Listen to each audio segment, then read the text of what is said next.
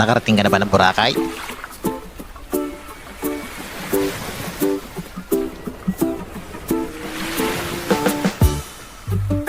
Ng Siargao?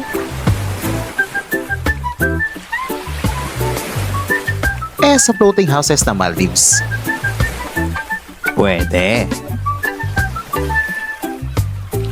Bueno, alam mo bang pwede mo itong putahan lahat sa iisang lugar?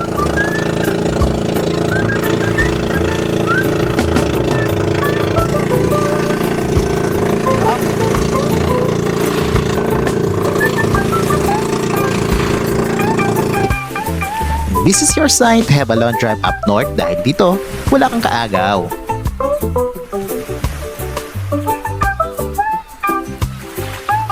Wala kang kaagaw magnapisaw dito sa Cabugao.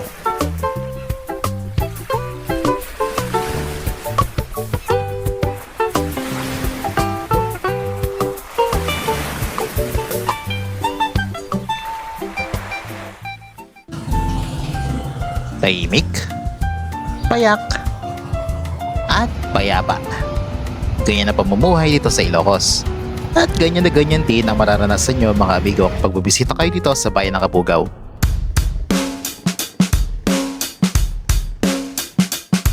Ilan lang at nabibilang lang ang mga hotel dito, but this one stays on your budget, affordable and recommendable. Ano, check natin ito mga amigo. Inside this inn, panalo na kaagad sa kanilang garden view.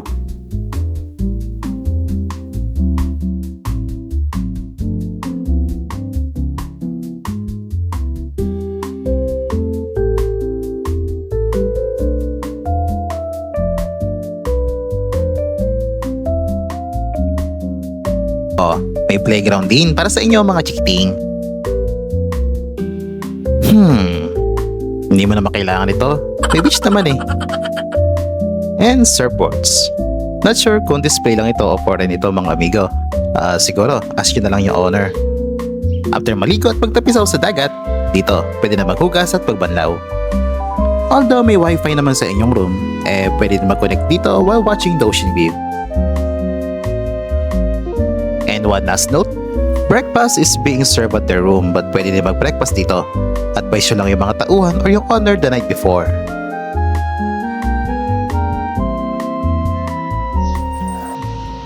As kayo may-ari ng mga bangka na to, sana matanong natin para may idea tayo kung paano pupunta doon sa island na yun. White Sand kasi doon eh. Ang ganda ng umaga dito sa Cabugao, Sabang Bay. Ilocos Sur. Very sunny day. Parang summer eh. Summer in December eh. Yeah! Yung mga naliligo na. Ganda. So kahit ilang beses na kami nakapunta dito sa Ilocos Sur, na-amaze pa rin ako. Tuwing nabibisita kami dito. Hindi ako nagsasawa na alam mo yun, na ma-excite. Pwede na! Ay sa ganda niya. Medyo mainit. Yung tayo sa baba. Pero may lilim. So bukod sa mga stay, hindi ko alam na may mga kubo din pala dito. Kung may bayad, kung mag-i-stay ka doon sa mga kubo in.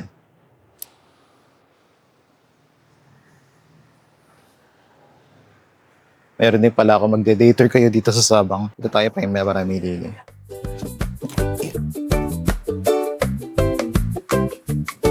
Ang dalampasigan sa tapat ng Playa de Bombara Inn ay mabato at hindi ganun kasi paliguan. Ngunit sa bandang ito, maputi ang buhangin at malinaw ang tubig, which is swak na swak para magtapisaw.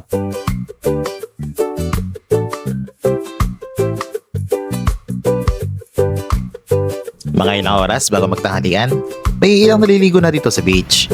Ganito ang lino ng tubig sa Cabantaran Beach sa Sinait, which is malapit na lang mula dito sa Sabang. Kung satisfied na kayo sa puti na buhangin dito sa Sabang, hantayin nyo na mabisita natin yung islang yan later on. But for now, ligo muna tayo mga amigo. Medyo mainit eh.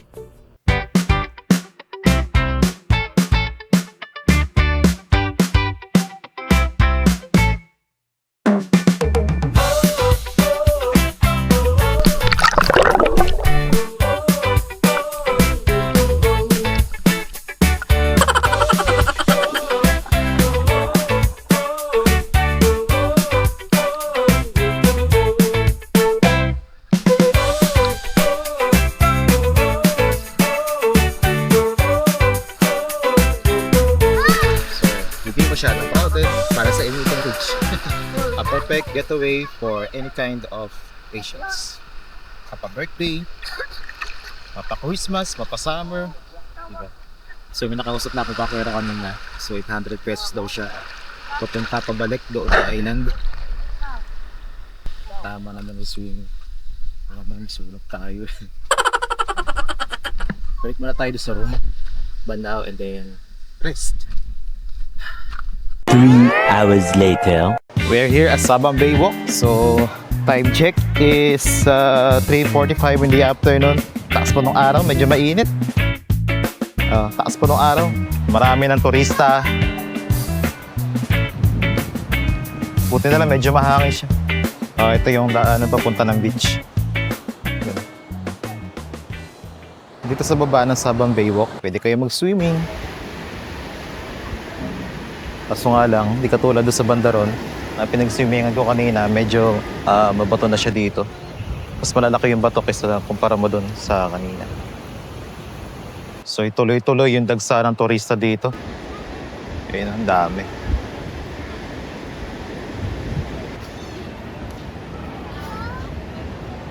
So, grabe talaga nagagawa ng social media sa sa mga tourist spots.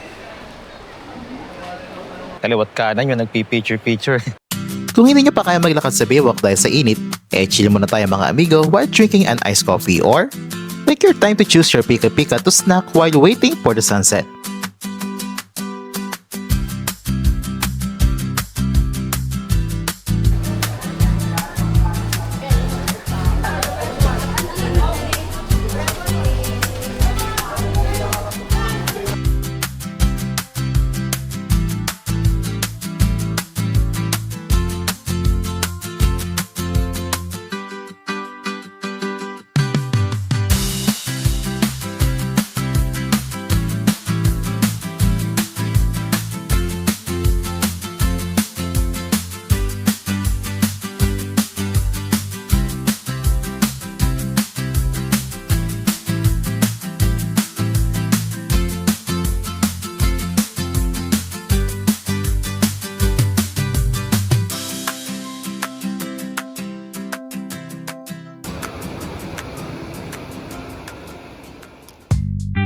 Ang barangay ng Sabang ay maiahalin tulad sa Sabang ng Baler dahil pareho itong surfing capital ng kanya-kanyang probinsya. Yes, that is correct. Kung nagbabalak kayo mag-aral ng surfing bukod sa La Union, ox na ox din dito. Pumatok pa siya lang ito na maitampok ito sa ilang social media na ipinopost naman ng ibang netizens. Tabungan ito, maundan lang naman na turismo. Pinasanayaan ni Congressman Ronald Singson, anak ni Javit Singson, ang konstruksyon nitong Baywalk upang mas mapalago pa ang turismo dito sa Sabang. At ngayon, hindi lang lokal ang bumibisita pati na rin mga amigo na gagaling pa sa iba't ibang probinsya upang masilayan ng ganda nitong Sabang Baywalk.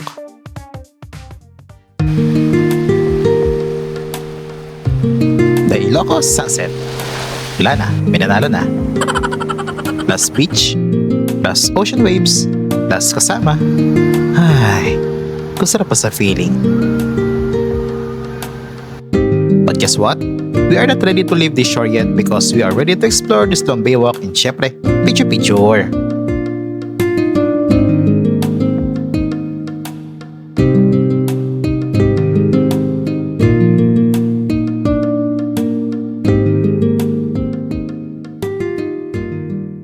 Hey yo, what up guys? Good evening. So ang ganda ng weather ngayon, walang ulan, clear yung sky at patuloy pa rin yung pagdagsa ng mga turista dito sa Sabang Baywalk. Ayun. Grabe, sikat na itong Baywalk na ito. So I'm pretty sure na hindi lang naman mga lokal ang mga turista dito. Siyempre marami din mga galing na iba't ibang lugar. Siguro, mga galing sa Metro Manila, yan, Central Luzon, yan. Sa bird's view, parang ang lapit lang niya mula doon sa entrance hanggang sa dulo no? Pero pagka nilakad mo, hingalin ka rin Kaliwat kanan yung mga nag-picture taking dito sa Sabang Baywalk. So hindi ko alam ang nangyari doon sa ilaw doon sa bandang dulo kasi namatay siya Gagawa lang sila. Oo So siguro nga baka dahil na rin sa dami ng turista na bumibisita. Baka nagkaroon ng short circuit doon sa ilalim or sa connection ng mga ilaw. So, sayang. Lalo na sa bandang dulo eh. Ayun na ba yung dulo? Oh, yun yata yung dulo. Ang saya dito sa Bang Baywalk. Daming tao.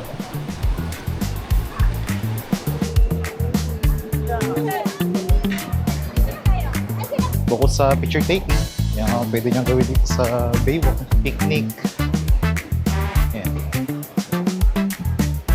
So, main purpose talaga nito sa Bang Baywalk is family bonding.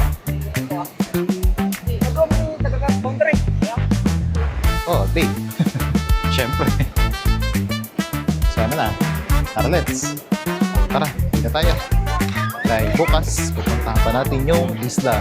So, uwi na kami guys. Kita-kits bukas. Ciao. Day 2. We're back. Another good morning here in Cabugao and maaga kami gumising mga amigo at amiga dahil alas 6 ang schedule namin dito sa bangka patungo ng Toro Island. At eto, naghanda na itong bangkero natin para sa ating pagpunta sa isla.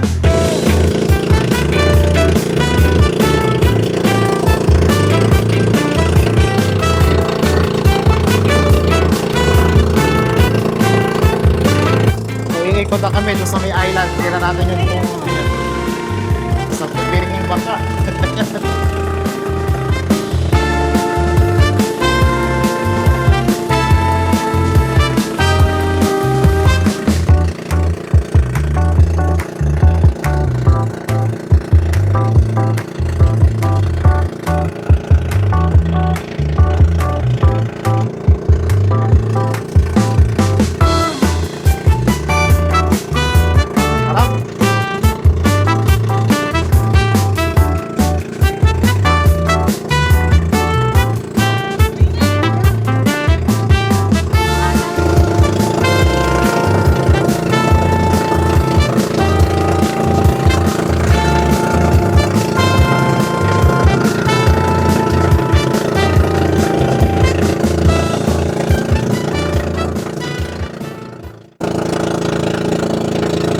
Medyo nakakatakot ng konti dahil wala kami suot na life vest at sa sunod-sunod na malalakas na alon na tumatama sa bangka. Pero ganoon pa man, enjoy to the max pa rin.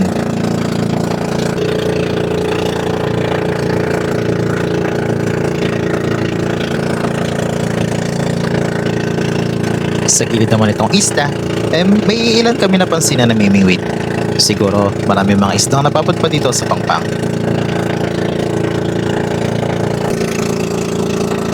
Kalaunan, tarating na namin ang aming drop-off. Medyo malakas yung alon daw sa banda ron kasi nakaharap siya rin sa dagat. So, sa may sabang po, medyo mahina na yung alon. Yes, ma'am.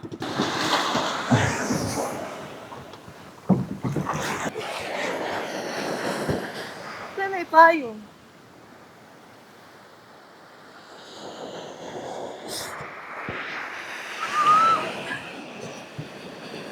Alright guys, welcome to Pura Island. What?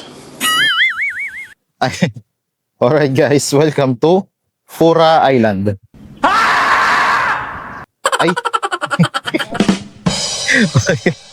Alright guys, welcome to Puro Island. So hanap na kami ng spot namin.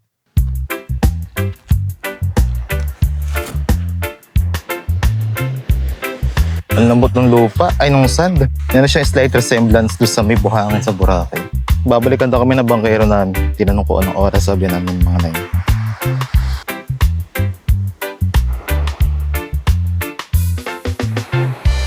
9. Ang Puro or Puro Island ay isang maliit na tipak ng isla na matatagpuan dito sa Cabugao.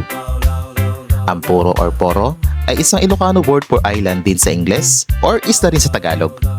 Bitantan kung iisipin pero siguro sa dami ng turista nagtatanong at naghahanap nito, nakasanayan na itong banggitin sa tuwing nakakasalamuhan ng mga lokal ang mga dayuhan. Tinatawag din itong Salumagi Island, Cabugao Island, or Sabang Island. Dati, mas malaki raw itong isla kumpara sa kasalukuyang sukat nito.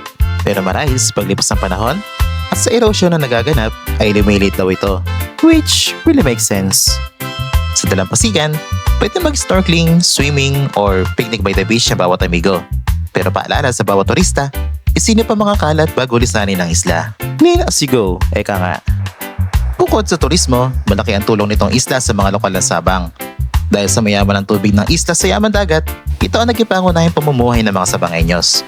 Kaya naman let's help them to maintain the cleanliness of the water and purity of this island. Okay ba yan? Syempre! Be a responsible, amigo.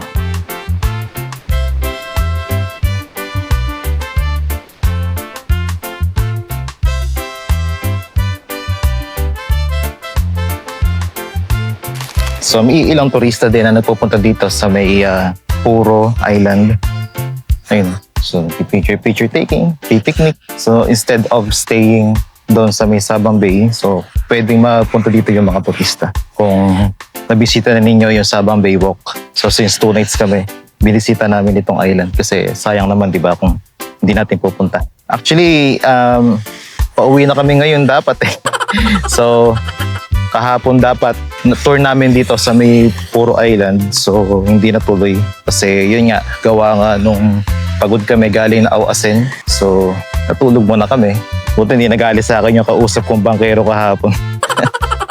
So, dito sa Puro Island, ayan, mayaman yung punuan niya dito. So, maganda yung beach niya. Pino yung buhangin. Powder-like, katulad nung nakita natin doon sa Dasol. Ang ganda.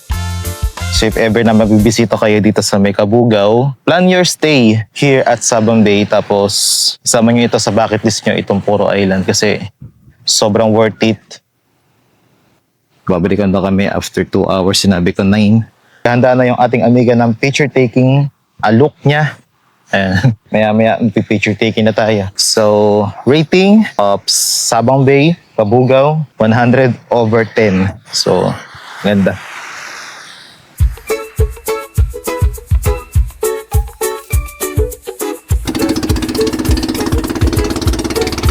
Tapos pag-picture taking, sinundo na kami ng aming bangkero at nilisan ng isla.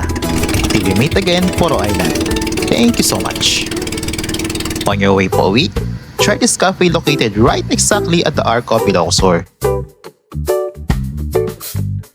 Aesthetic, coffee, and of course, good food and a good cup of coffee.